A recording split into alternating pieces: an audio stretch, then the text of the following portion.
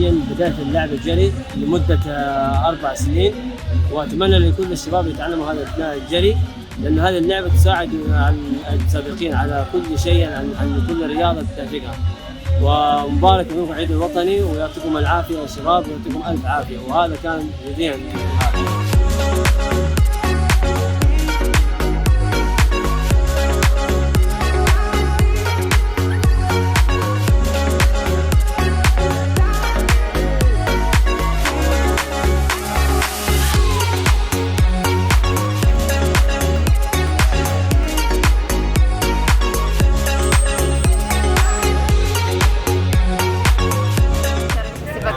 اليوم الوطني الفعالية كانت مرة حلوة. أشكر القائمين والداعمين لكل هذا الشباب.